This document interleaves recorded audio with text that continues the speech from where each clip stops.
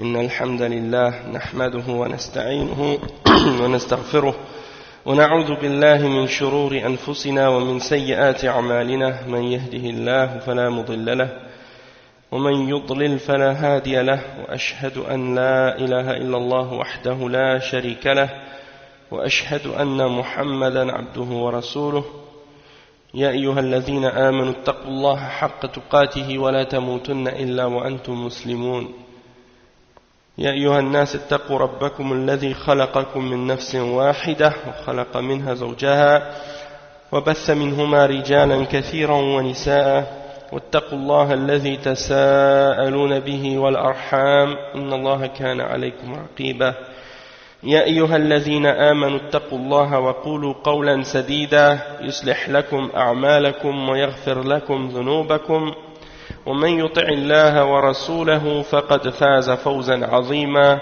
وإن خير الكلام كلام الله وخير الهدي هدي محمد صلى الله عليه وسلم وإن شر الأمور محدثاتها وكل محدثة بدعة وكل بدعة ضلالة وكل ضلالة في النار أما بعد. Donc alhamdulillah, aujourd'hui on continue dans l'explication du livre Sharh al-Hadith Jibril alayhi salam, et c'est un livre écrit par Cheikh Mohammed ibn Salih al-Uthaymin, et dans ce livre il explique les 6 piliers de la foi. Donc là on a expliqué jusqu'à maintenant la foi en Allah subhanahu wa ta'ala, on a expliqué la foi en les anges, on a expliqué la foi en les livres, on a expliqué la foi en les messagers, et on a commencé au dernier cours le 5e pilier, c'est-à-dire la foi en al-yawm al-akhir. Et on a expliqué tout ce que ça signifiait, qu'est-ce que ça implique, et on a expliqué le premier point qui est relié à la foi en al-yawm al-akhir. Après ça, c'est-à-dire la foi en l'épreuve de la tombe. L'épreuve de la tombe, c'est-à-dire les questions qu'on va nous poser lorsqu'on meurt, les questions qu'on va nous poser dans notre tombe. Le cheikh, il a divisé les points dont on va parler dans ce pilier-là en 11 différents points. D'accord? Donc là, on est rendu au point numéro 2. Ok? On a expliqué que le premier, c'était l'épreuve de la tombe. Le deuxième point, c'est azabul qabri wa na'imihi, c'est-à-dire le châtiment de la tombe et ainsi que ses délices. Donc là on va expliquer ça maintenant incha'Allah.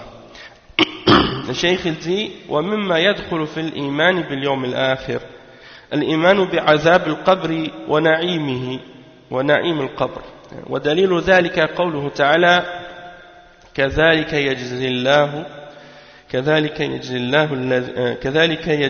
al muttaqin الذين تتوفاهم الملائكة طيبين يقولون سلام عليكم ادخلوا الجنة بما كنتم تعملون. Donc ça c'est dans Surat An-Nahl, le verset 32 et 33. Allah subhanahu wa ta'ala, dans ces deux versets là, dans la fin du 31 et 32, dans la fin du verset 31, Allah subhanahu wa ta'ala il dit: c'est ainsi qu'Allah récompense les pieux, ceux dont les anges reprennent l'âme alors qu'ils sont bons, les anges leur disant: paix sur vous, entrez au paradis pour ce que vous faisiez. Mahal dilala, donc le cheikh il dit que parmi les choses qui entrent dans la foi au jour dernier, il y a la foi en le châtiment de la tombe et son délice dans la tombe. Et la preuve de ça, c'est un verset qu'il a mentionné, le verset 31 et 32, dans Surat An-Nahl. C'est ainsi qu'Allah récompense les pieux, al-muttaqin, ceux dont les anges viennent prendre leurs âmes alors qu'ils sont bons. Et les anges leur disent: paix sur vous, entrez dans ce paradis pour ce que vous avez œuvré, pour ce que vous avez fait. Et il dit wa mahallu dilalati alladhina qawluhu ta'ala alladhina tatawaffahum almalaikatu tayyibin yaquluna hala tawaffihim salamun alaykum udkhulul jannah وهم وإن كانوا لم يدخلوا الجنة التي عرضها السماوات والأرض ولكن دخلوا القبر الذي فيه نعيم الجنة. Donc le point dans ce verset-là, dans la sourate An-Nahl, le verset 31 et 32, c'est quoi la preuve dans ce verset-là qu'il y a un châtiment de la tombe ou un délice de la tombe? C'est en fait que Allah subhanahu wa ta'ala, il envoie les anges pour prendre les âmes de ces gens-là, et ils sont bons. Ces gens-là, les anges, quand ils viennent prendre leurs âmes, ce sont des gens qui sont bons, alors ils leur disent, les anges leur disent, Salamun alaykum, paix sur vous. Entrez dans le paradis, entrez dans le paradis pour ce que vous aviez fait. Et eux, même s'ils ne rentrent pas tout de suite au paradis, mais on leur présente un paradis. C'est-à-dire la grandeur des paradis. La grandeur du paradis, c'est plus grand que les cieux et la terre. Et là, ils ne rentrent pas directement après leur mort, ils ne rentrent pas directement au paradis qui vient, c'est-à-dire dont la grandeur est les cieux et la terre. Ils rentrent en premier dans leur tombe. Et dans leur tombe, il y a soit les délices ou le châtiment. Et donc c'est pour ça que les anges leur disent entrez dans le jardin ou entrez dans le paradis. C'est-à-dire que comme on a expliqué déjà, dans la tombe, si quelqu'un a été bon, Allah subhanahu wa ta'ala lui ouvre une porte ou bien une fenêtre vers le paradis, et puis il est capable de regarder à l'intérieur, et il est capable de sentir son odeur, mais il ne peut pas rentrer dans le paradis encore.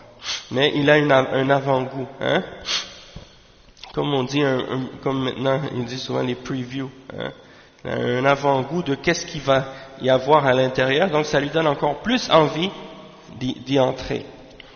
Ensuite, قال تعالى أيضا فلولا إذا بلغت الحلقوم وأنتم حينئذ تنظرون ونحن أقرب إليه منكم ولكن لا تبصرون فلولا إن كنتم غير مدينين ترجعونها إن كنتم صادقين فأما إن كان من المقربين فروح وريحان وجنة نعيم وهذا يكون إذا بلغت الحلقوم وهذا هو نعيم القبر بل إن الإنسان يبشر بالنعيم قبل أن تخرج روحه يقال لروحه اخرجي أيتها النفس المطمئنة اخرجي إلى مغفرة من الله ورضوان فتفرح الروح بذلك وتخرج خروجا سهلا ميسرا Donc, le cheikh il dit ici que, tandis qu'il y a d'autres preuves également, ça c'est la première preuve qu'on a mentionnée. Maintenant il y a dans Surat Al-Waqi'ah le verset 83 jusqu'à 88, dans ces versets-là Allah subhanahu wa ta'ala il dit lorsque le souffle de la vie remonte à la gorge, c'est-à-dire l'âme, elle remonte à la gorge, et que à ce moment-là, vous regardez, et que nous sommes plus proches de lui que vous, qui l'entourez, mais vous ne le voyez point. Pourquoi donc, si vous croyez que vous n'avez pas de compte à rendre, ne la faites-vous pas revenir cette âme, si vous êtes véridique? Si celui-ci est du nombre des rapprochés d'Allah, alors il aura du repos et de la grâce et des jardins de délices. Donc ça c'est un autre verset qui montre qu'il y a des délices dans le paradis, des délices dans la tombe. Et le cheikh il dit وَهَذَا يَكُونَ إِذَا بَلَغَتِ الْحُلْقُومِ. Ça c'est au moment où les anges viennent extraire ou faire sortir l'âme du corps de l'être humain. Il l'arrache, si c'est quelqu'un de mauvais, il l'arrache avec force, parce que l'âme, elle veut pas sortir. Tandis que lorsque c'est une âme de quelqu'un qui est bon, alors les anges, quand ils viennent le chercher, eh ben, ils lui disent des bonnes choses et des belles choses. Ils lui donnent la bonne annonce et la bonne nouvelle qu'il va avoir des délices, avant même qu'il commence à la faire sortir. Alors, tout de suite à ce moment-là, l'âme, elle se réjouit, et elle commence à yani, à dire comme par exemple à ce moment-là, elle sort facilement, c'est ça que le cheikh explique, il dit elle sort d'une façon qui est facile, hein. Et Allah subhanahu wa ta'ala, il mentionne même dans Surat Al-Layl, si je ne me trompe pas, à la fin, Allah subhanahu wa ta'ala, ou bien dans Surat Al-Fajr, Ya ayyatuha an-nafs al-mutma'inna, hein? Allah subhanahu wa ta'ala, il appelle cette âme-là l'âme qui est en paix, qui est en sérénité, elle est calme, hein? Elle est en paix parce qu'elle sait qu'elle s'en va vers un pardon d'Allah subhanahu wa ta'ala et vers la satisfaction d'Allah subhanahu wa ta'ala. Et donc c'est pour ça qu'elle se réjouit de ça et elle sort du corps qu'elle occupe, elle sort facilement de ce corps, hein? Elle a hâte de sortir parce qu'elle sait qu'est-ce qui l'attend de bien et des délices, hein, dans sa tombe. وأما السنة فإن النبي صلى الله عليه وسلم أخرج في أحاديث كثيرة بما يدل على أن الإنسان ينعم في قبره وقد أشرنا إلى ذلك إلى شيء منها. Il y a beaucoup de preuves aussi dans la sunna dans lesquelles le prophète sallallahu alayhi wa sallam indique que dans le paradis, dans la tombe, il y aura des délices pour les personnes qui ont fait le bien, qui ont appliqué le tawhid, qui n'ont pas fait le shirk et qui ont fait le bien, qui se sont écartés du mal. Ceux-là auront des délices dans leur tombe, comme on l'a indiqué. وأما عذاب القبر فثابت أيضا في الكتاب والسنة فمن القرآن قال الله تبارك وتعالى في آل عمران النار يعرضون عليها غدوا وعشيا ويوم تقوم الساعة أدخلوا آل فرعون أشد العذاب فقوله يعرضون عليها غدوا وعشيا هذا قبل أن تقوم الساعة ويوم تقوم الساعة أدخلوا آل فرعون أشد العذاب وقال تعالى ولو ترى إذ الظالمون في غمرات الموت والملائكة باسطوا أيديهم أخرجوا أنفسكم وكان هؤلاء يشحون بأنفسهم ولا يخرجونها لأنه يبشرون بالعذاب والعياذ بالله فتتردد الأرواح ولا تريد أن تخرج من أجسادها هربا مما أنذرت به اخرجوا أنفسكم اليوم تجزون عذاب الهون بما كنتم تقولون على الله غير الحق وكنتم عن آياته تستكبرون. Donc le cheikh il dit maintenant qu'en ce qui concerne le châtiment de la tombe, eh bien il y a également des preuves fermes et établies et authentiques au sujet de ce châtiment-là dans la tombe. Et ils sont dans le Coran et dans la Sunna. Donc, premièrement, en ce qui concerne les preuves du châtiment de la tombe dans le Coran, il y a le verset 36 dans Surat Ghafir. Hein, et c'est un verset qui parle de Pharaon et de ceux qui ont mécru avec lui. Hein. C'est le verset 46 et non pas 36. Allah subhanahu wa ta'ala, il dit dans le verset 46, le feu auquel ils sont exposés matin et soir, hein, ça veut dire ils vont être exposés à un feu le matin et le soir. Et le jour où l'heure arrivera, il sera dit, faites entrer les gens de Pharaon au plus dur du châtiment. Donc le cheikh il indique en mentionnant ce verset-là, le verset 46, qu'ils vont être présentés ou exposés au châtiment matin et soir. Et ça, c'est avant qu'il y ait l'heure du jugement dernier. La preuve que c'est avant le jugement dernier, c'est que Allah subhanahu wa ta'ala, il dit, le jour où l'heure arrivera, par la suite, il sera dit, faites entrer les gens de Pharaon au plus dur du châtiment. Donc c'est la preuve qu'avant le jugement dernier, avant qu'il y ait l'établissement du jour dernier, il y aura des gens qui vont qui vont être exposés au châtiment le matin et le soir dans leur tombe. D'accord? Donc ça c'est une indication du châtiment de la tombe. Le cheikh il dit donc وَلَوْ تَرَى إِذِ الظَّالِمُونَ. Bon, ça c'est un autre verset qu'il mentionne, parmi les versets d'Allah subhanahu wa ta'ala dans Surat Al-An'am, le verset 36. Ok. Le verset dit, si tu voyais les injustes lorsqu'ils seront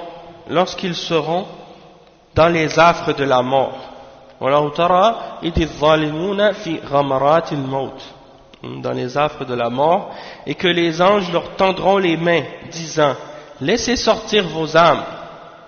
Hein? Les anges tendent leurs mains vers eux. Donc, on voit la preuve ici que les anges ont des mains également, et ils tendent leurs mains vers ces personnes-là, et ils leur ordonnent de laisser sortir leurs âmes. Le cheikh il dit, étant donné que ces gens-là, ils ont fait du tort à eux-mêmes, ils n'ont pas obéi à Allah subhanahu wa ta'ala, ils ne veulent pas sortir de leur corps. Ces âmes-là ne veulent pas sortir de leur corps. Pourquoi? Parce que on leur annonce un châtiment, que Allah nous en protège. Donc leur âme, qu'est-ce qu'elle fait? Elle se répand dans toutes les extrémités du corps pour éviter que les anges l'attrapent, et qu'ils la fassent sortir. Et donc ils sont obligés de l'attraper par force et de l'extraire et de la faire sortir avec force, donc pour qu'elle sorte. Et donc ça fait que c'est très douloureux, pour la personne qui meurt. Et Allah subhanahu wa ta'ala, il dit, sortez, en fait c'est les anges qui disent, sortez vos âmes, et puis après les anges disent, aujourd'hui vous allez être récompensés par le châtiment de l'humiliation pour ce que vous disiez sur Allah d'autre que la vérité, et parce que vous vous détourniez orgueilleusement de ces enseignements. Vous vous détourniez avec orgueil de ces signes et de ces enseignements. وَكُنْتُمْ عَنْ آيَاتِهِ تَسْتَكْبِرُونَ. Le cheikh il dit وَوَجْهُ الدِّلَالَةِ مِنْ قَوْلِهِ الْيَوْمُ تُجْزَوْنَ لأن الألف واللام هنا للعهد الحضوري لقوله تعالى اليوم أكملت لكم دينكم أي اليوم الحاضر وهو يوم وفاة هؤلاء الظالمين.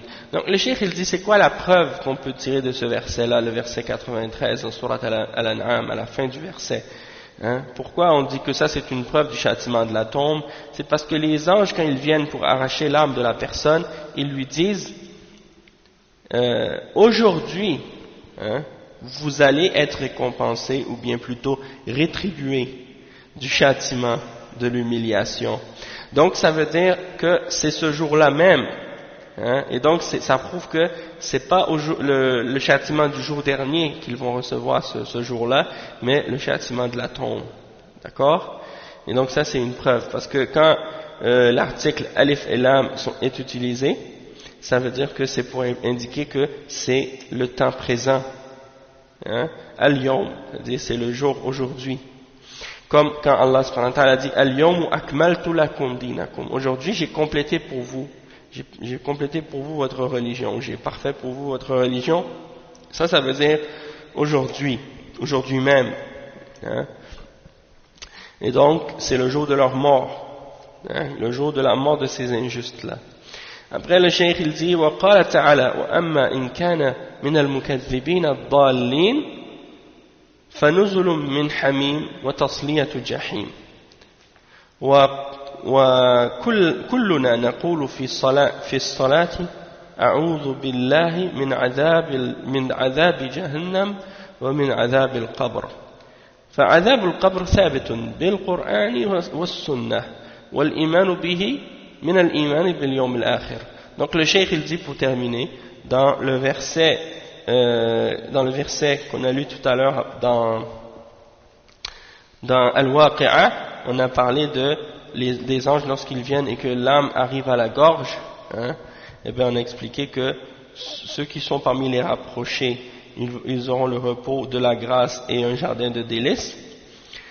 Et après Allah subhanahu wa ta'ala il dit وَأَمَّا إِنْ كَانَ مِنَ الْمُكَذِّبِينَ الضَّالِّينَ, c'est-à-dire à propos de ceux qui avaient traité de mensonge la résurrection et s'en étaient égarés, hein.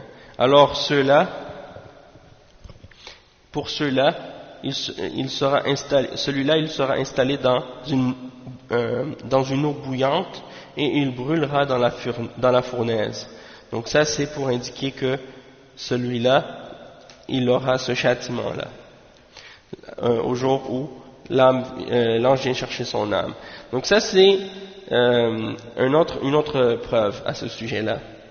Puis le cheikh il dit que également comme preuve de ça dans la sunna, quand on fait la prière, à la fin on fait le tashahhud, à la fin de la salat quand on est assis, on fait notre tashahhud et après on fait la salat al-ibrahimiyya, Allahumma salli ala Muhammad wa ala ali Muhammad kama sallayta ala Ibrahim wa ala ali Ibrahim innaka hamidun majid.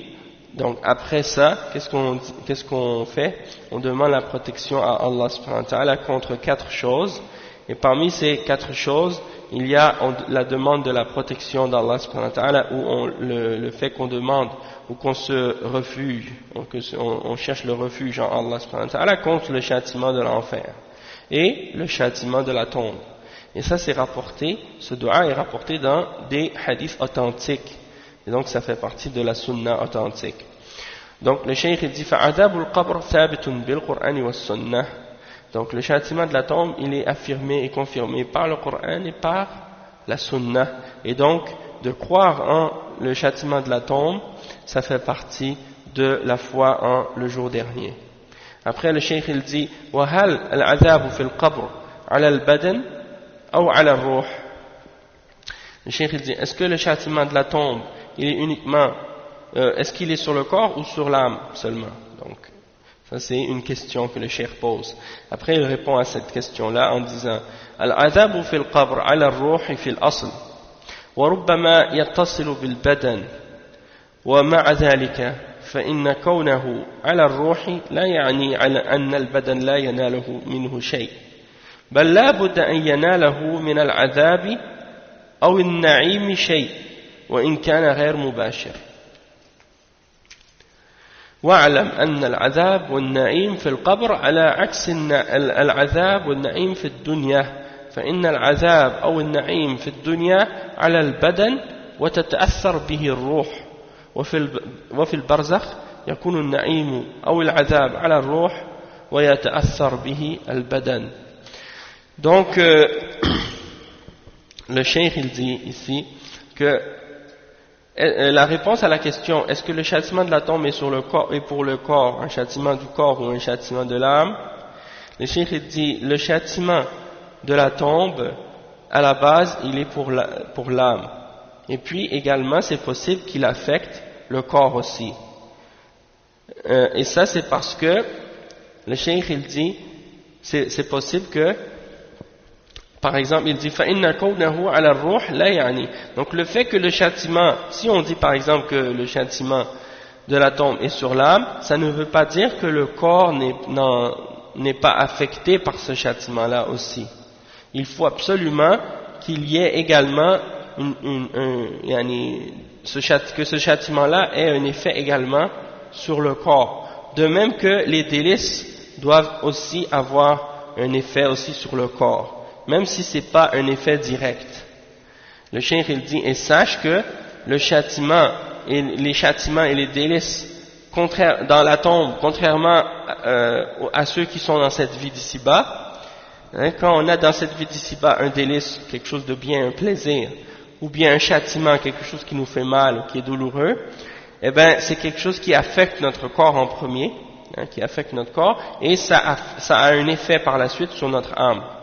Les malheurs ou les maladies ou les douleurs qu'on ressent dans notre corps, parfois ça a un effet également sur notre âme. Et bien dans le barzakh, c'est le contraire. Dans le barzakh, les délices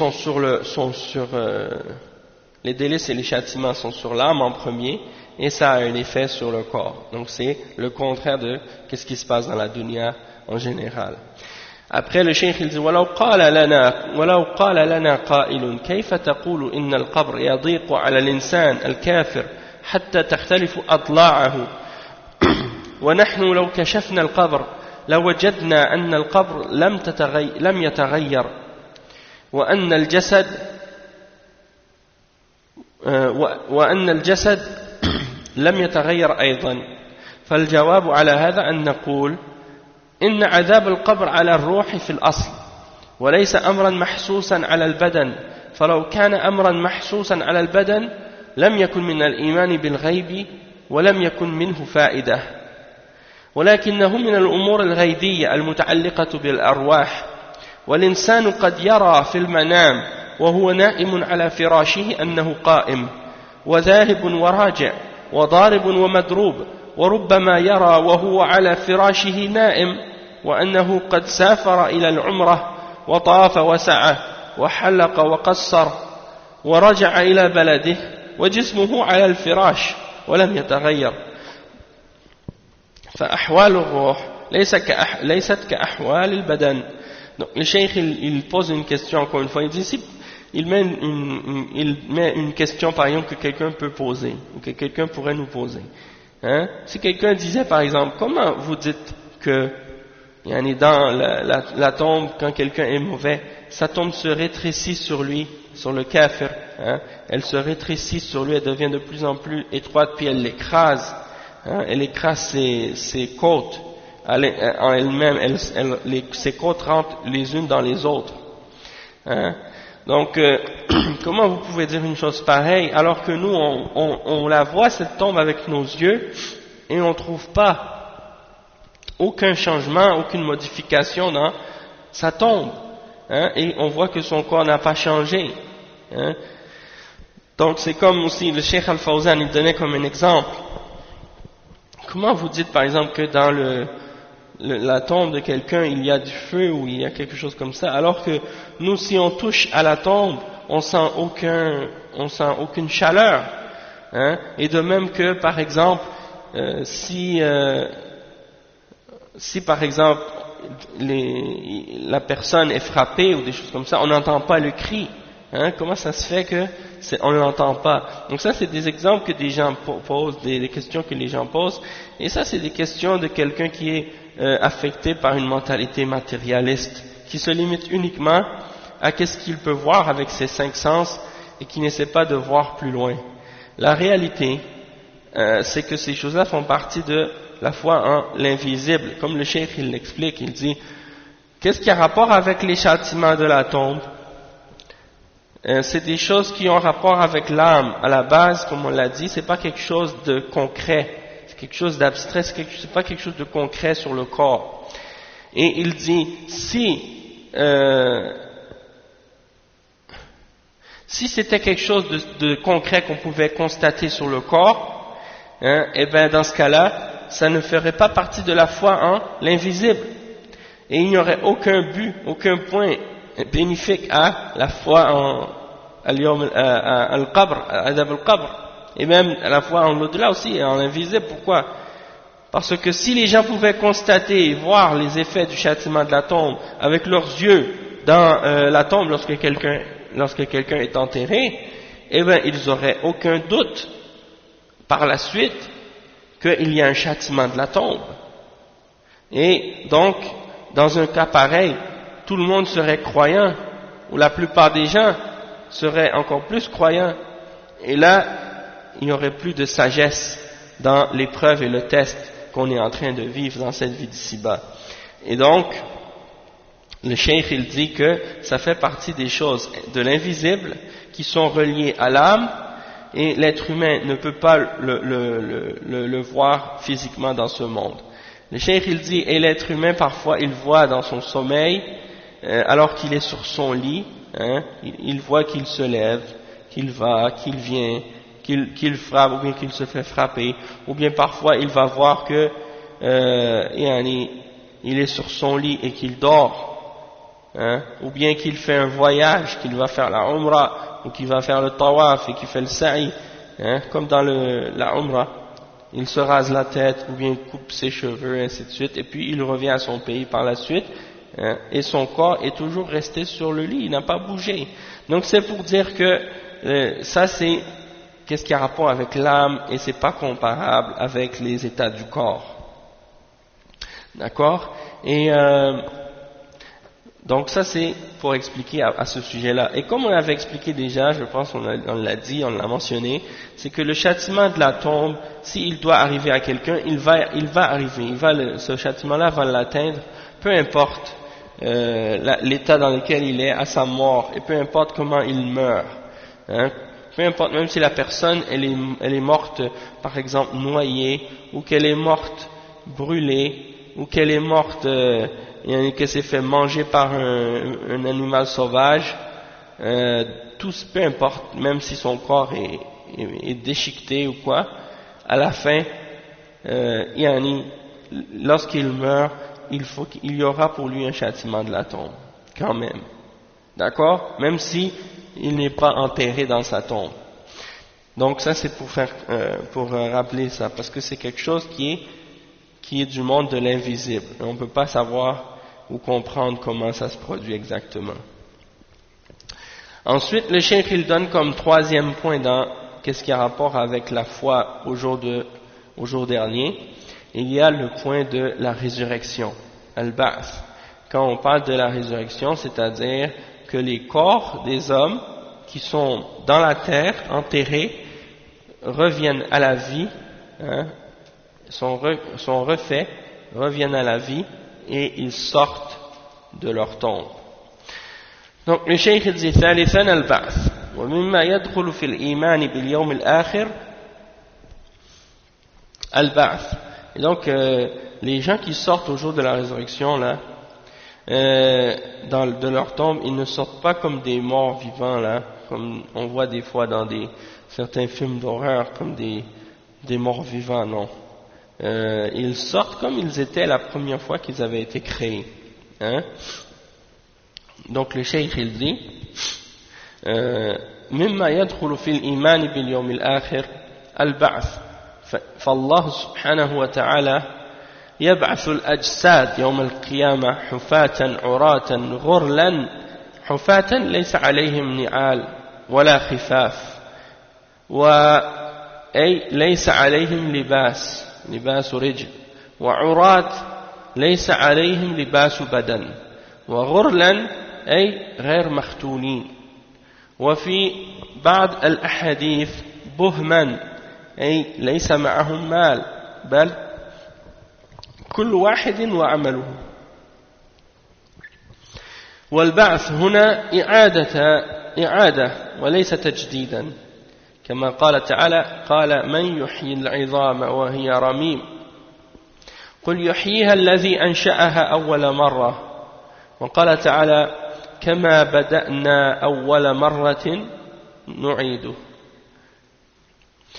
لأنه لو كان خلقا جديدا لكان الجسد الذي يعمل السيئات في الدنيا سالما من العذاب ويؤتى بجسد جديد فيعذب وهذا خلاف العدل فالنص والعقل قد دل على أن البعث ليس تجديدا ولكنه إعادة ولكن يبقى النظر كيف تكون إعادته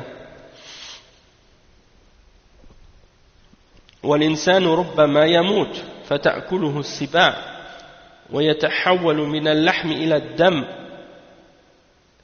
في الحيوان الآكل وروث وما أشبه ذلك فيقال إن الله على كل شيء قدير ويقول للشيء كن فيكون فيأمر الله هذه الأجساد التي تفرقت وأكلت وطارت بها الرياح أن فتعود وهذا ينبني على القاعدة التي سبق في أن قررناها وهي أن الواجب على الإنسان في الأمور الخبرية الغيبية هو التسليم. Donc le cheikh il explique ce point là, on va le traduire ensemble. Le cheikh il dit que en ce qu'il y a rapport avec la foi en le jour dernier, il y a la foi en la résurrection.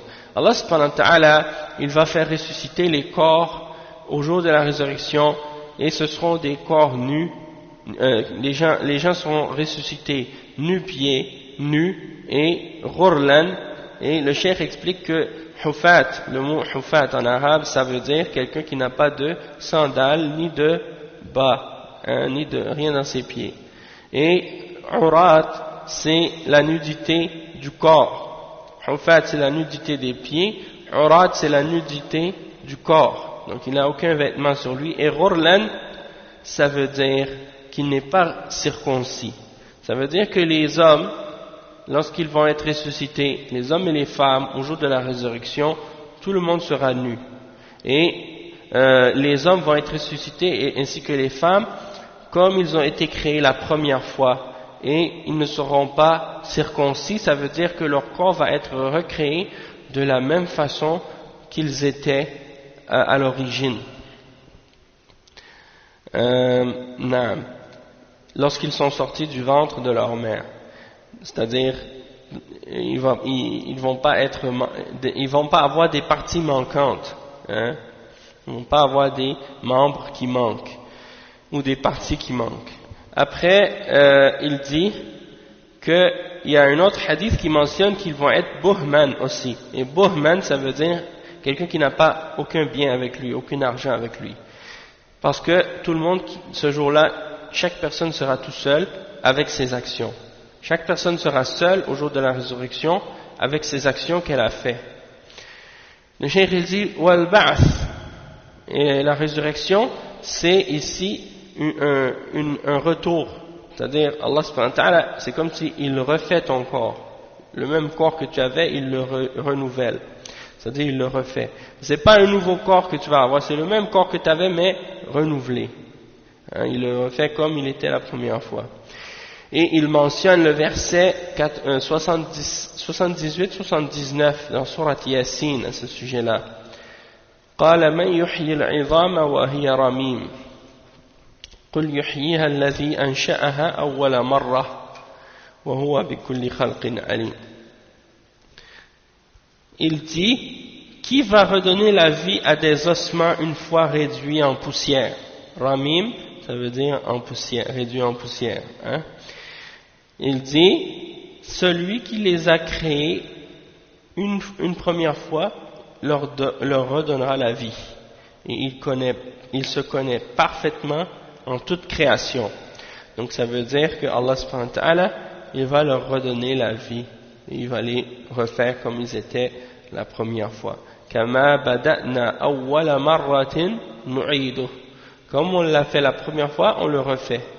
Donc ça c'est Allah subhanahu wa ta'ala, ça c'est dans le verset 104 dans Surat Al-Anbiya. Le cheikh dit لأنه لو كان خلقا جديدا, il dit si c'était un nouveau corps qui venait, autre que le corps qui avait fait les mauvaises actions dans la dunya, et que le corps avec lequel il avait fait les péchés dans la dunya ne serait pas refait, donc ça veut dire que ce serait pas, si ça serait comme ça veut dire que c'est un autre corps que celui qui a fait les péchés qui va être châtié ou qui va être puni. Donc ce serait quelque chose qui est contraire à la justice si ce ne serait pas le même corps qui serait puni. Et donc le cheikh il dit que les textes ainsi que la raison indiquent que la résurrection ne sera pas de nous donner un autre corps différent, mais c'est de nous donner le même corps et de le refaire, hein, de refaire le même corps tel qu'il était dans cette dunya. Le cheikh il dit toutefois il reste encore un point une question à demander à ce sujet-là, c'est comment est-ce possible de faire revenir le corps alors que parfois même un être humain il est mort d'une façon vraiment qui fait en sorte que quelqu'un pourrait imaginer que c'est impossible de le faire revenir, comme par exemple quelqu'un qui meurt en se faisant manger par un animal sauvage, par exemple, quelqu'un qui se fait manger par un lion, ou par un autre animal, ou bien qui se fait brûler par le feu, ou des choses comme ça, et qui se fait éparpiller son corps ses cendres par le vent, hein. Le cheikh il dit ça. Donc, comme par exemple les gens qui se font incinérer aussi, par exemple. Il y en a qui pourraient penser que du fait que quelqu'un est incinéré, qu'on a recueilli ses cendres puis qu'on les a mis dans un petit bocal, quelqu'un pourrait s'imaginer, ça y est, hein, c'est fini, on ne pourra plus le faire revenir. Eh bien, le cheikh il répond à ça. Et surtout quand quelqu'un se fait manger par une bête, le cheikh il dit du moment que tu te fais manger par un animal, eh bien maintenant ça y est, ton corps il va faire partie maintenant du corps de cette bête, dans le sens que le corps de la bête va te digérer, hein, et puis il y a une partie de toi qui va maintenant faire partie de la formation du corps de cette bête, tandis que le reste va être extrait, hein, comme on sait par les voies des excréments et des autres choses. Donc, comment Allah subhanahu wa ta'ala, il dit comment dans ce cas-là il pourrait être refait à ce moment-là? Ça c'est une question que quelqu'un qui croit pas en Allah subhanahu wa ta'ala ou quelqu'un qui a des doutes pourrait poser ce genre de questions-là. Le cheikh il répond en disant que Allah subhanahu wa ta'ala il a la capacité de faire tout ce qu'il veut. Il a le pouvoir sur toute chose. Et il n'a qu'à dire à une chose soit et elle est. Il n'a qu'à ordonner à ses corps qui ont été déchiquetés, éparpillés, qui ont été mangés ou qui ont été éparpillés par le vent, il n'a qu'à leur ordonner de revenir, ils reviennent. Ça c'est basé sur la règle qu'on a expliquée déjà depuis le début, c'est que lorsqu'on parle des choses qui ont rapport avec l'invisible, eh bien, notre obligation à nous les êtres humains, par rapport à ces informations-là qui ont rapport à l'invisible, c'est de croire et de se soumettre, hein, et non pas de commencer à questionner le comment et les pourquoi et les choses de ce genre. Il faut juste croire et se soumettre. Du moment qu'on sait que ces informations-là sont authentiques et qu'elles sont véridiques, notre obligation vis-à-vis de ces informations-là, c'est de croire et de les accepter. Mais si c'est pas authentique, alors dans ce cas-là, on a le droit de les rejeter, même qu'on doit les rejeter, ces informations-là, puisqu'elles ne sont pas authentiques.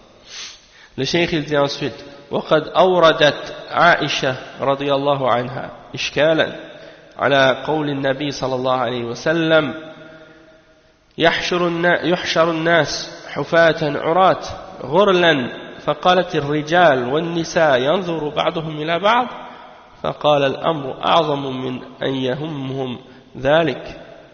يهمهم ذلك فإن في ذلك اليوم لا ينظر أحد إلى أحد لأن الله تعالى يقول يوم يفر المرء من أخيه وأمه وأبيه وصاحبته وبنيه لكل امرئ منهم يومئذ شأن يغنيه حتى الإنسان يذهل عن أنسابه وأقاربه فإذا نفخ في الصور فلا أنساب بينهم يومئذ ولا يتساءلون.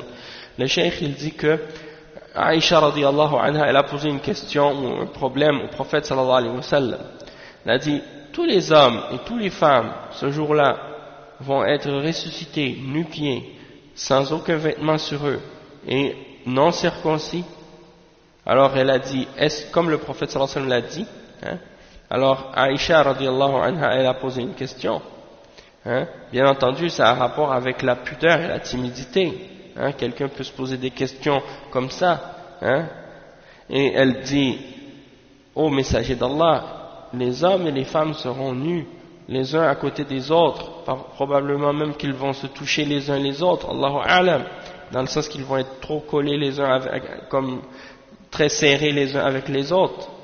Donc, dans une situation pareille, et ils vont être nus, et ils vont se regarder les uns les autres, eh bien,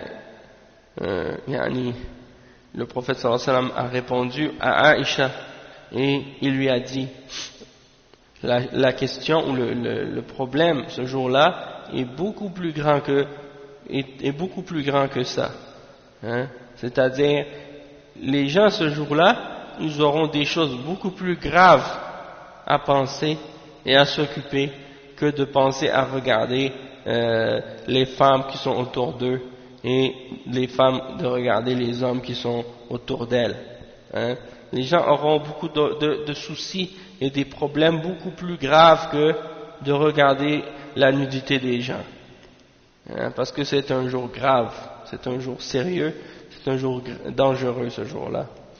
Et le cheikh il dit parce que ce jour-là, personne ne va même penser à regarder quelqu'un d'autre ce jour-là. Parce que Allah subhanahu wa ta'ala il nous dit dans Surat Abasa, hein, le verset 34 à 37, le jour où une personne va s'enfuir de son frère, de sa mère et de son père, de sa compagne et de ses enfants. Chaque personne ce jour-là aura ses propres affaires à s'occuper, à s'occuper de ses propres affaires. Il va être préoccupé par ses propres problèmes. Donc c'est pour dire que ce jour-là, le monde s'enfuit des gens qui sont les plus proches de lui, hein? Les gens qui ont des liens de parenté avec lui, même ses proches, même sa famille, même sa femme.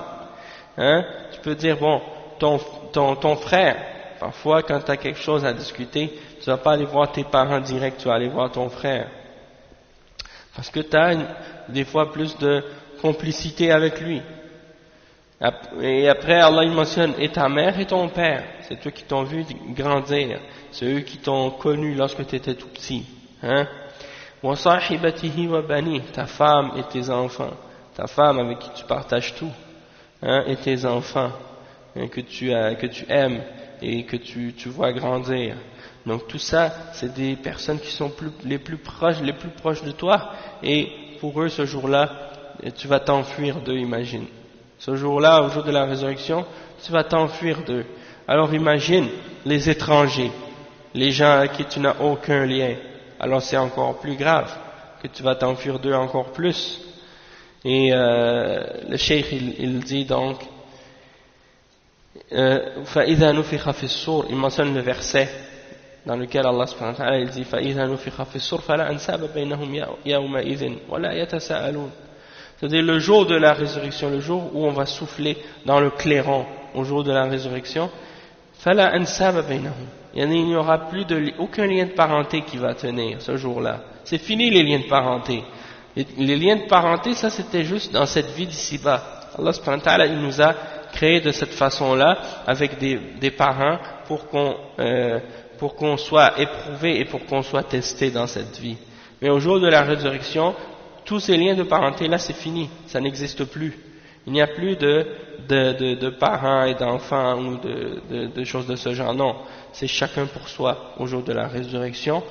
Et les gens vont être questionnés. Et les gens vont pas se poser des questions les uns les autres. Hein? Des fois, les gens aujourd'hui commencent déjà à vivre comme ça. Dans cette vie d'ici-bas, ils commencent déjà à vivre comme s'ils n'ont plus de lien de parenté, Allah al-Musta'an. Hein? Ils s'enfuient déjà les uns des autres. On dirait peut-être même que c'est à cause du fait qu'ils savent les péchés qu'ils ont faits, ils se sentent tellement pas bien avec eux-mêmes qu'ils ont envie de s'enfuir de leurs parents, de leurs proches, de tout le monde qui sont près d'eux. Donc le cheikh il dit donc que ça c'est qu'est-ce qui a rapport avec la résurrection. Ensuite il mentionne comme point numéro 4 le fait que ce jour-là, au jour de la résurrection, le soleil sera rapproché des créations, des êtres humains, au jour du jugement.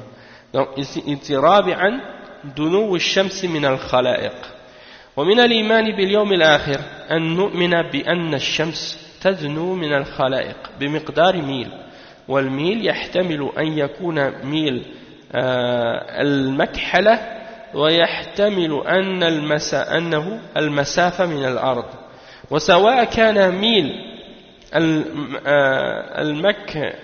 المكحلة أو ميل المسافة فإن الشمس تكون قريبة من الرؤوس. Le cheikh il dit qu'au jour de la résurrection, on doit croire que le soleil se rapprochera des créatures et qu'ils seront d'une distance d'un mille. En arabe c'est le mot mille, c'est pas les milles comme on dit en anglais, the miles, hein, c'est pas la même mesure. On parle d'une mesure qui existait à l'époque du prophète sallallahu alayhi wa sallam. Certains ont dit que al-mil, c'est le bâton qu'on utilise pour appliquer le kuhl,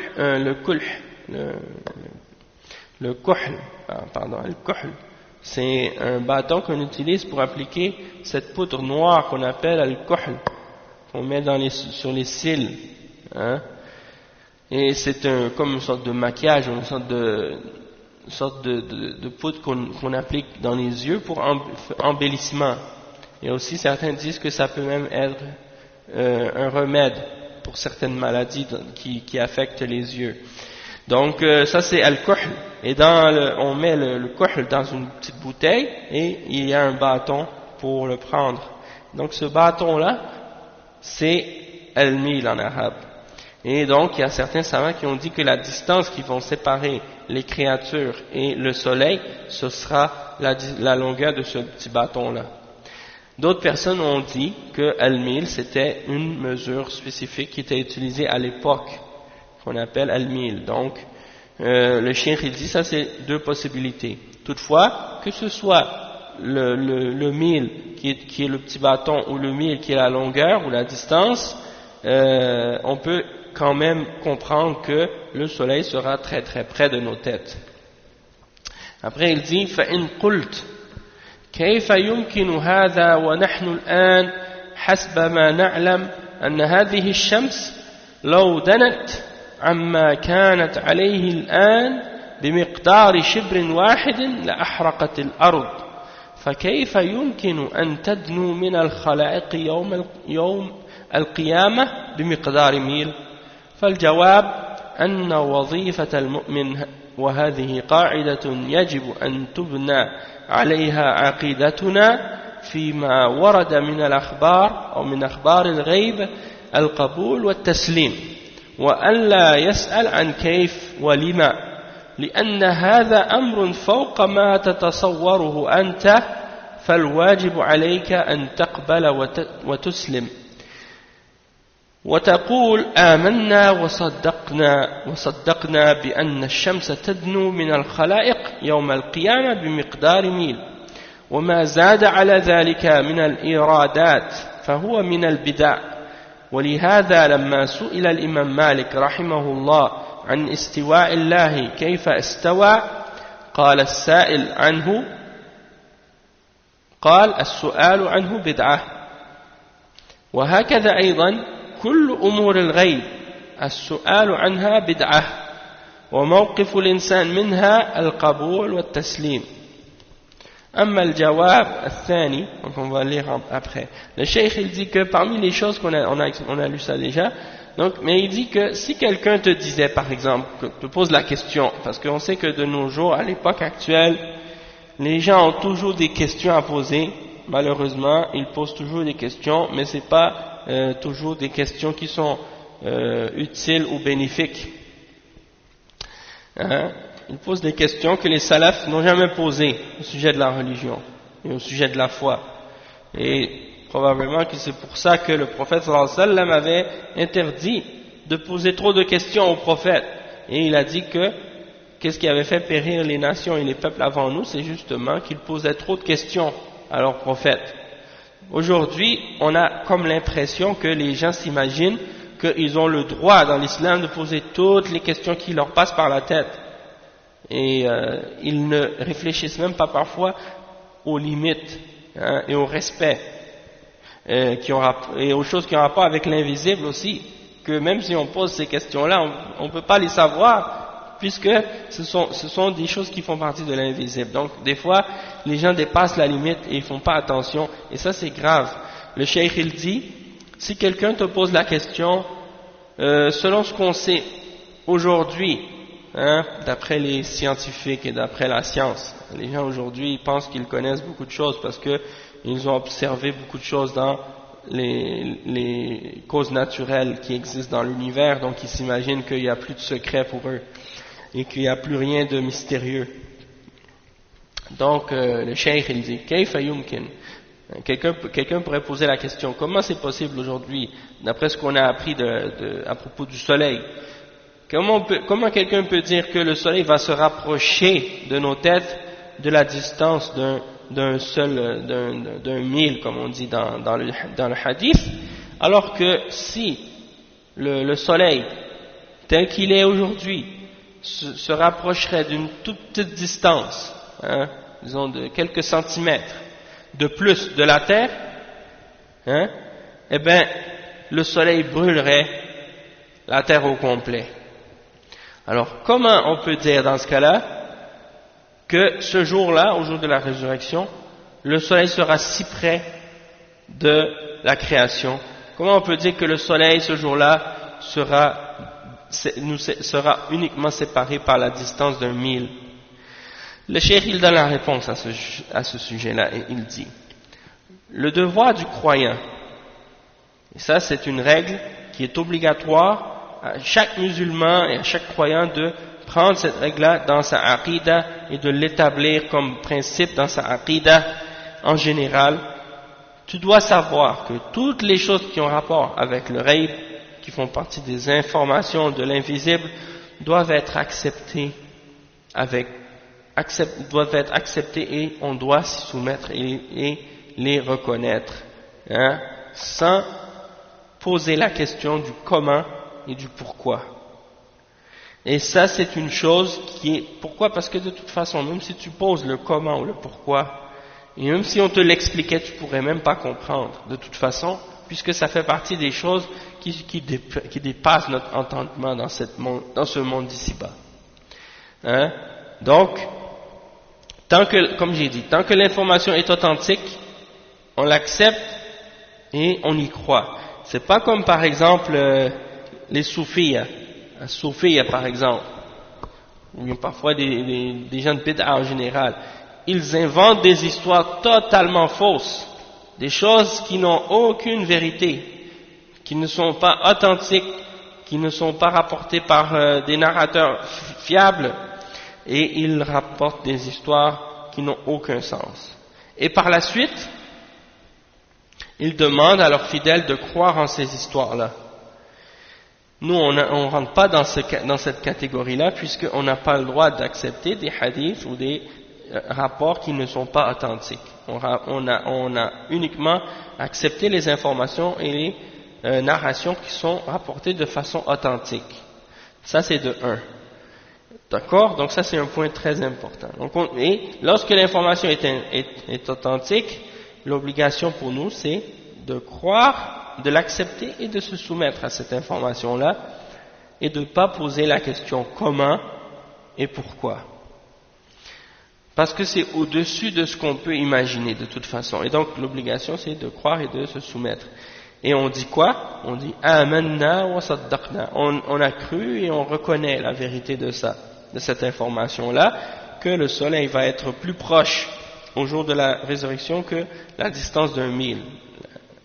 Et le cheikh il dit, et tout ce qui est au-dessus ou en dehors de ces informations-là, par exemple tout ce qui a rapport avec les autres questions que les gens peuvent poser, comment c'est possible, comment ça se peut, comment ci, comment ça, tout ça le cheikh il dit ça fait partie des bid'a, ça fait partie des innovations. Et c'est pour ça que lorsqu'on a posé la question à l'imam Malik rahimahullah au sujet de le fait que Allah subhanahu wa ta'ala istawa ala al-arsh, on dit que Allah il est monté au-dessus du trône, il s'est élevé au-delà du trône. Si quelqu'un demande comment, eh bien on sait que ça c'est interdit de poser cette question-là, puisqu'on ne peut pas savoir le comment, puisque Allah ne nous l'a pas informé, il ne nous a pas dit le comment, comme on a parlé de ça lorsqu'on a parlé des noms et des attributs d'Allah. Et lorsque l'imam Malik a été questionné au sujet de cette chose-là, quand la personne est venue le voir puis lui a demandé comment il s'est élevé au-delà de son trône, eh ben l'imam Malik a répondu plusieurs choses, mais entre autres il a dit que c'était une bid'a de poser ce genre de questions. Et donc toutes les choses qui ont rapport avec le ghaib rentrent aussi dans ça, c'est-à-dire tout ce qui a rapport avec l'invisible, on n'a pas le droit de poser de questions de ce genre par rapport au comment, à son sujet. Le paradis, personne ne sait comment il est exactement, L'enfer, personne ne peut imaginer comment il est exactement. Et tout ce qui a rapport avec le ghaib, on ne peut pas imaginer comment il est exactement. Allah subhanahu wa ta'ala, il nous dit par exemple dans le Coran au sujet du paradis que il y aura des ruisseaux de miel, de lait et d'eau. Et il nous dit que les ruisseaux qui sont de lait, eh ben, ce lait-là, il ne change pas de goût. C'est pas du lait comme le lait qu'on a dans cette vie-là. Si tu le laisses sur la table pendant quelques minutes, 1 heure et quelque chose comme ça, tu peux plus le boire par la suite. Hein? Peut-être qu'il va cailler ou qu'il va devenir plus bon. Ce lait-là, non, c'est un ruisseau comme ça. Hein? Donc ça veut dire quoi? Ça veut dire que c'est pas des choses comparables à ce qu'on peut voir dans cette vie. Hein? Dans cette vie, tu vas dire, même des fois un cours d'eau, tu vas pas boire dedans de l'eau, alors que c'est de l'eau. À l'époque, les gens buvaient de l'eau directement dans les lacs et dans les rivières. Ils voyaient un lac, une rivière, un ruisseau, ils prenaient sa main, il prenait l'eau et il le mettait dans sa bouche tout de suite. Ou bien il prenait un verre, il mettait l'eau, il mettait dans sa bouche tout de suite. Aujourd'hui, personne va avoir le courage de prendre de l'eau, mettre ça dans sa bouche comme ça, que ce soit l'eau de mer ou l'eau d'un lac ou l'eau d'une rivière. Personne n'aura le courage de faire ça parce que on sait que il y a de la pollution et que c'est ça, et ainsi de suite. Non, le paradis c'est pas comme ça. On peut pas comparer. Et le miel, la même chose. Les ruisseaux de miel, on peut pas imaginer ça. Et les ruisseaux de vin, des ruisseaux de vin qui ne fait pas tourner la tête, qui ne fait pas devenir ivrogne ou qui ne fait pas tourner la tête. Donc ça c'est des choses qui font partie du ghaib. On ne peut pas l'imaginer comment sont ces choses-là. Et non seulement ça, si c'était juste que c'était des ruisseaux ou des rivières avec ça dedans, mais encore plus grand que ça, c'est que ce sont des choses, ce sont des ruisseaux qui coulent avec du miel, avec du lait, avec du vin, et il n'y a même pas ces ruisseaux-là ne sont même pas dans des rizières, dans le sens elles coulent dans les airs, c'est-à-dire elles sont pas comme les ruisseaux dans cette vie d'ici-bas, il y a le ruisseau et puis elle coule dans comme une sorte de couloir, elle a des bords. Le ruisseau, elle a des bordures de chaque côté, comme on dit le lit de la rivière, Eh bien, ces rivières-là dans le paradis, elles n'ont pas de ce genre de bordure. Elles coulent dans les airs comme ça. Puis quand tu as soif ou quand tu as envie d'en boire, eh bien, tu peux t'en prendre facilement comme ça. Donc c'est pour dire que on ne peut pas imaginer le paradis, on ne peut pas imaginer l'enfer non plus. Dans un feu, dans cette vie d'ici-bas là, si l'un d'entre nous brûle, met sa main dans un feu, tu vas brûler, à un moment donné ça va devenir comme noir, et puis après tu vas être comme calciné, et puis ça va devenir comme des cendres ou du charbon, et puis c'est fini, Mais dans l'enfer c'est pas comme ça. Tu brûles, à chaque fois que tu brûles, ta peau elle revient encore. C'est-à-dire, Allah il te donne une peau fraîche encore. À chaque fois que tu es fini de brûler, Allah il te redonne une nouvelle peau encore. Donc c'est pas comparable à qu'est-ce que tu peux imaginer dans cette vie, Donc tu bois de l'eau bouillante et tu bois du métal fondu, tu manges les gens dans l'enfer ils mangent du pu et ils mangent des fruits avec des épines qui leur déchirent les entrailles, des choses comme ça. Si on le mange dans cette vie d'ici-bas, on va mourir. C'est pas comme ça dans l'akhira. On peut pas comparer, on peut pas imaginer. Ça c'est juste des exemples que Allah subhanahu wa ta'ala il nous donne pour qu'on puisse essayer de comprendre, juste assez pour qu'on s'écarte des péchés et qu'on s'approche du bien, pour nous inciter. hein? Mais sinon la réalité de ces choses-là, on peut pas les imaginer avec nos esprits, parce que c'est plus grand que ça. Et le prophète sallallahu alayhi wa sallam a dit fil jannah ma la aynun ra'at wa la udhunun sami'at wa la khatara ala qalbi bashar. Il y a dans le paradis des choses que aucun œil n'a jamais vues, aucune oreille n'ont jamais entendu et aucun cœur n'ont jamais imaginé. Donc ça veut dire que c'est plus grand que qu'est-ce qu'on peut jamais imaginer. Et ça en même temps c'est une réfutation des Asha'ira et des Maturidiyya et des Jahmiyya et des Mu'tazila qui nient les choses qu'ils n'ont pas vues, hein, qui essaient de nier leur réalité. Hein? Non, il y a une réalité à ces choses-là. Au nom et aux attributs d'Allah, ils ont une réalité. Mais toi, tu ne peux pas les connaître, tu ne peux pas les imaginer, tu ne peux pas savoir comment elles sont. Pourquoi? Parce que Allah ne nous a pas informés et tu ne les as pas vus. Donc tu ne peux pas savoir le comment. Mais tu sais qu'il y a une description, une réalité à ces attributs-là. La même chose pour les choses du paradis. Hein? Et Allah subhanahu wa ta'ala nous dit par exemple à propos des fruits dans le paradis que tu peux voir le fruit, tu penses qu'il ressemble, il y a une ressemblance, mais si tu le goûtais, hein, ce serait incomparable à tout ce que tu peux goûter dans toute cette ville, tous les délices que tu peux avoir dans ce monde entier. Il y en a qui rapportent même que si tu manges un raisin du paradis, tu oublies tous les délices que tu as eus dans cette vie, c'est-à-dire c'est meilleur que tous les plaisirs que tu as pu avoir dans ce monde d'ici-bas. Un seul grain de raisin. Donc c'est pour te dire. Et il y en a aussi qui rapportent que si une des femmes du paradis regardait dans ce monde, elle éblouirait les cieux, le soleil et la lune, tellement elle est belle. Hein? Et son éclat ferait éblouir la lumière du soleil et de la lune. Donc est-ce qu'on peut comparer ce monde d'ici-bas avec quelque chose qui a rapport avec le monde de l'au-delà? Non, on ne peut pas comparer, on ne peut pas imaginer.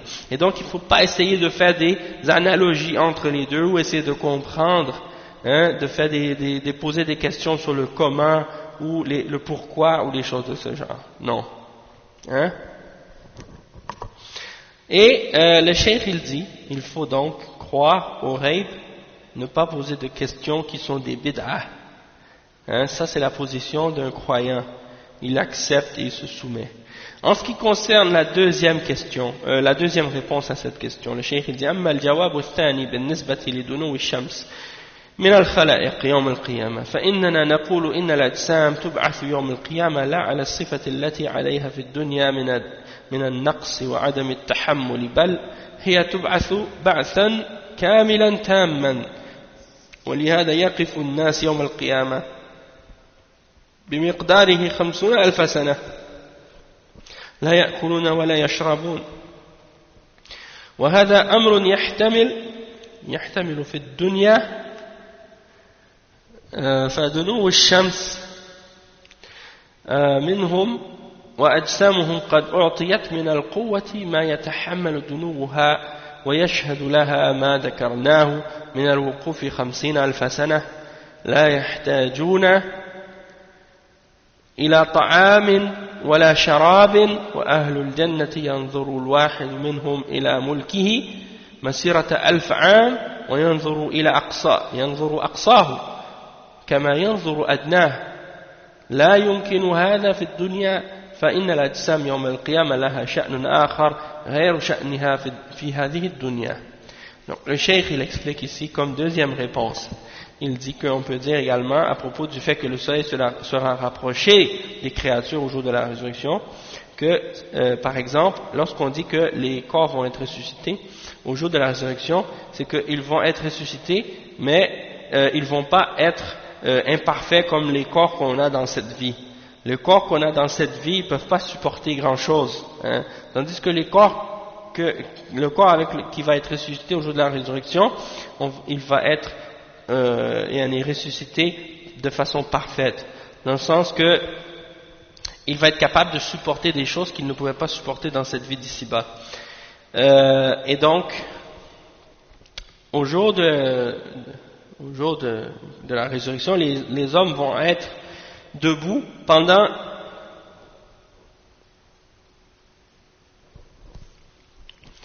au jour de la résurrection, les hommes vont être debout pour un jour qui a la durée de 50 000 ans, ou qui correspond à 50 000 ans. Ils vont pas manger, ils vont pas boire. Donc, s'ils vont pas manger, ils vont pas boire pendant 50 000 ans, ça veut dire qu'ils ont une force ou ils ont une capacité de faire des choses que dans ce monde, on n'était pas capable de faire. Et donc, le fait que le soleil soit rapproché d'eux ce jour-là, ça veut dire que leurs corps vont recevoir une force qui vont leur permettre de supporter des choses qu'ils ne pouvaient pas supporter dans cette vie. Et ça c'est indiqué dans le fait qu'ils vont rester debout pendant 50 000 ans, pendant un jour d'une durée de 50 000 ans, et ils n'auront pas besoin de boire ni de manger. Et il y a un hadith qui est rapporté également qui mentionne que pour les croyants, le jour de la résurrection, ça va passer comme une période de temps vraiment courte. C'est un hadith qui est dans Sahih al-Jami' al-Saghir de Sheikh al-Albani, il est déclaré Sahih, c'est le hadith 8193 dans le livre, il est dans Silsilat al-Hadith al-Sahiha, rapporté selon Abi Huraira. Le numéro du hadith dans Silsilat al-Hadith al-Sahiha, c'est 2456. Le hadith c'est quoi? C'est يوم القيامة على المؤمنين كقدر ما بين الظهر والعصر. Ça veut dire le jour de la résurrection pour les croyants sera de la durée de comme entre le dhuhr et l'asr.